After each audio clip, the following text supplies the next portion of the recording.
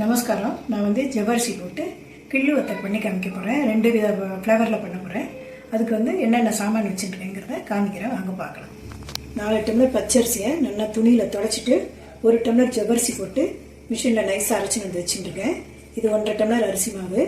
தக்காளி இது வந்து 3 போட்டு வச்சுட்டுருக்கேன். பழமா கொஞ்சம் காரப்பொடி வச்சுருக்கேன். பெருங்காயம் எடுத்து வச்சுருக்கேன். இதுக்கு தகுந்தமான உப்பு எடுத்து வச்சுருக்கேன். இதுதான் முதல் ஃப்ளேவர். இது 2வது ஃப்ளேவர். வெங்காயம் போட்டு பண்ண போகிறேன். இதுக்கு அதே மாவு தான் எடுத்து வச்சுட்டுருக்கேன். 1.5 டம்ளர் பச்சை மிளகா ஒரு 8 வச்சுருக்கேன். வெள்ளை எள்ளு வச்சுட்டுருக்கேன். வெங்காயம் 2 எடுத்து வச்சுருக்கேன். பெருங்காயம் எடுத்து வச்சுருக்கேன். முதல்ல வெங்காயம் வத்தலுக்கு அரைக்க போகிறோம்.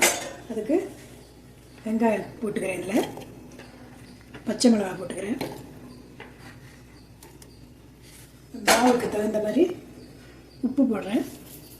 எல்லாத்தையும் கொஞ்சமாக ஜலம் விட்டு நைஸாக அரைச்சின்னு வந்துடுறேன். அதே மாதிரி தக்காளி வத்தலுக்கு தக்காளி, காஞ்சி மிளகாப்பொடி, உப்பு இதெல்லாம் போட்டு இதே மாதிரி அரைச்சின்னு வந்துட்டு உங்களுக்கு இது கலர்றதை காமிக்கிறேன். வெங்காயம் போட்டு அரைச்சி எடுத்துன்னு வந்துட்டேன் பாருங்கள். இது மாதிரி ஜலம் கொஞ்சம் விட்டு இது ஒரு 3/4 டம்ளர் இருக்கும் கிட்டத்தட்ட. நான் வந்து 1 டம்ளருக்கு 1.5 டம்ளர் தண்ணி அளவு வச்சுருக்கேன். அது மாதிரி ஜலம் கொதிக்க வச்சுருக்கேன். கொஞ்சம் கொதிக்கட்டும். ரொம்ப கொதிக்கலாங்கிறதுல மீடியமாக கொதிக்கும் போது இந்த அரைச்ச விழுதை கொட்டலாம். தண்ணி கொதிக்கிறது எப்படி மாவு ஒட்டாமல் இருக்கிறதுக்கோசரம் ஒரு ஸ்பூன் எண்ணெய் விடுறேன். நல்லெண்ணெய் இருந்தாலும் பரவாயில்ல, நீங்கள் குட்டிக்கோங்க. எது இருந்தாலும் பரவாயில்ல. இப்போ வந்து பெருங்காயம் போடுறேன் இந்த தண்ணியிலேயே. அதான் கிளறும் போது எல்லாம் ஒன்றா ஒத்து வரும். கொஞ்சம் எள்ளு போடுறேன். எள்ளு பிடிச்சா போட்டுக்கோங்க, இல்லைன்னா ஓமம் போடலாம், இல்லை ஜீரகம் போடலாம், இல்லை கசகசா போடலாம். எது வேணாலும் நீங்கள் உங்களுடைய சாய்ஸ். கொஞ்சம் கொதிக்கட்டும். ஒரே ஒரு கொதி வந்தோடனே நம்ம அரைச்சி வச்சுருக்கிற விழுதை கொட்டிடுறேன். அதில்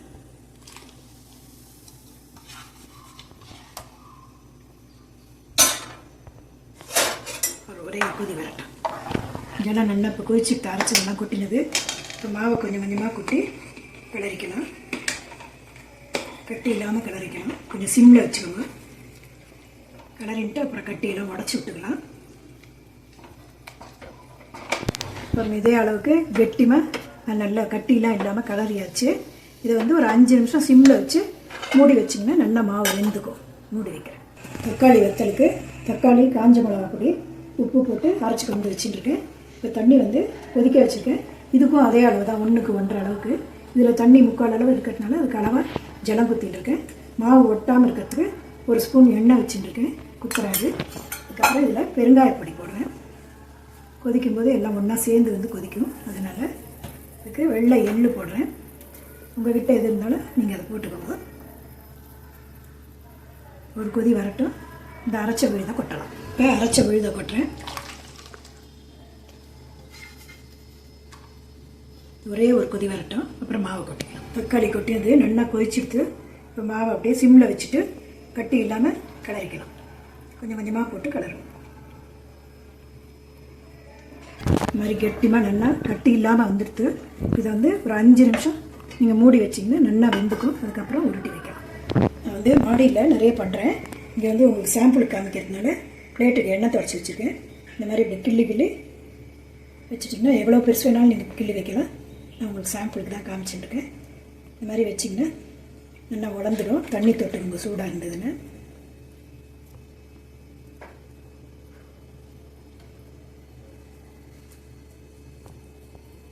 தக்காளி கிள்ளி வத்தலுக்கு வைக்கிறேன்.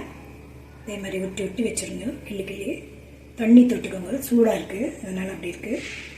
தண்ணியை தொட்டுட்டு உருட்டி வச்சிங்கனாக்கா நல்லா வரும். இப்படி வைங்க. இது பொரிச்சாலும் நல்லா கரகரான்னு இருக்கும். நான் இது 2 ஃப்ளேவர் உங்களுக்கு பண்ணி காமிச்சிருக்கேன். நீங்கள் வேணும்னா கொத்தமல்லி, புதினா, அப்புறம் அந்த பீட்ரூட்டு, வெள்ளை பூசணிக்காய், பரங்கிக்காய் எதில் வேணாலும் நீங்கள் இது மாதிரி பண்ணலாம். அந்த அரைச்சிட்டு நல்லாயிருக்கும் ஃப்ளேவரை. இது 2-3 நாள் ஆகும் உலர்றதுக்கு. உலர்ந்ததுக்கப்புறம் உங்களுக்கு பொரிச்சிட்டு காமிக்கிறேன். நம்ம போட்டால் கிள்ளு வத்தல், டொமேட்டோ வத்தல், வெங்காய வத்தல் இருக்குது. 4 நாள் காய்ச்சி உலர்த்தி எடுத்து வச்சுட்டுருக்கேன். இப்போ எண்ணெய் வச்சுருக்கேன். உங்களுக்கு பொரிச்சு காமிக்கிறாங்க. பொரிக்கிறேன்.